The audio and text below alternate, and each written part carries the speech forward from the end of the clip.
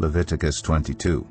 The Lord said to Moses, "Tell Aaron and his sons to treat with respect the sacred offerings the Israelites consecrate to me, so they will not profane my holy name. I am the Lord. Say to them, for the generations to come, if any of your descendants is ceremonially unclean and yet comes near the sacred offerings that the Israelites consecrate to the Lord, that person must be cut off from my presence. I am the Lord. If a descendant of Aaron has a defiling skin disease or a bodily discharge, he may not eat the sacred offerings until he is cleansed. He will also be unclean if he touches something defiled by a corpse or by anyone who has an emission of semen, or if he touches any crawling thing that makes him unclean, or any person who makes him unclean, whatever the uncleanness may be. The one who touches any such thing will be unclean till evening. He must not eat any of the sacred offerings unless he has bathed himself with water. When the sun goes down, he will be clean, and after that he may eat the sacred offerings, for they are his food. He must not eat anything found dead or torn by wild animals, and so become unclean through it. I am the Lord. The priests are to perform my service in such a way that they do not become guilty and die, for treating it with contempt. I am the Lord who makes them holy.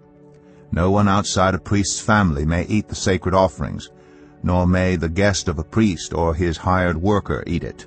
But if a priest buys a slave with money, or if slaves are born in his household, they may eat his food. If a priest's daughter marries anyone other than a priest, she may not eat any of the sacred contributions. But if a priest's daughter becomes a widow or is divorced, yet has no children, and she returns to live in her father's household as in her youth, she may eat her father's food. No unauthorized person, however, may eat it.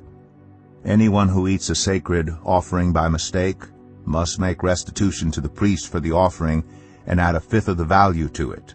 The priests must not desecrate the sacred offerings the Israelites present to the Lord by allowing them to eat the sacred offerings and so bring upon them guilt requiring payment. I am the Lord who makes them holy.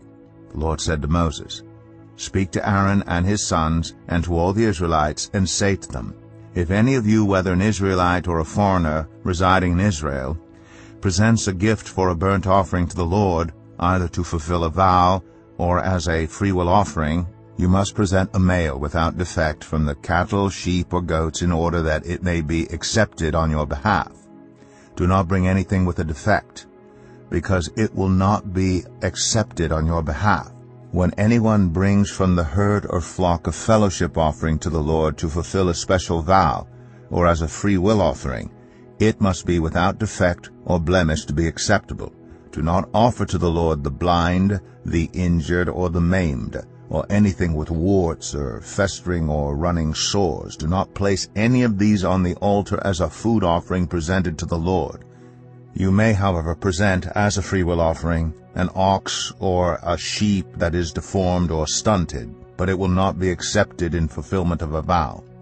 You must not offer to the Lord an animal whose testicles are bruised, crushed, torn, or cut. You must not do this in your own land, and you must not accept such animals from the hand of a foreigner and offer them as the food of your God. They will not be accepted on your behalf, because they are deformed and have defects. The Lord said to Moses, when a calf, a lamb, or a goat is born, it is to remain with its mother for 7 days. From the 8th day on, it will be acceptable as a food offering presented to the Lord. Do not slaughter a cow or a sheep and its young on the same day. When you sacrifice a thank offering to the Lord, sacrifice it in such a way that it will be accepted on your behalf. It must be eaten that same day. Leave none of it till morning. I am the Lord. Keep my commands and follow them. I am the Lord. Do not profane my holy name, for I must be acknowledged as holy by the Israelites. I am the Lord who made you holy and who brought you out of Egypt to be your God. I am the Lord.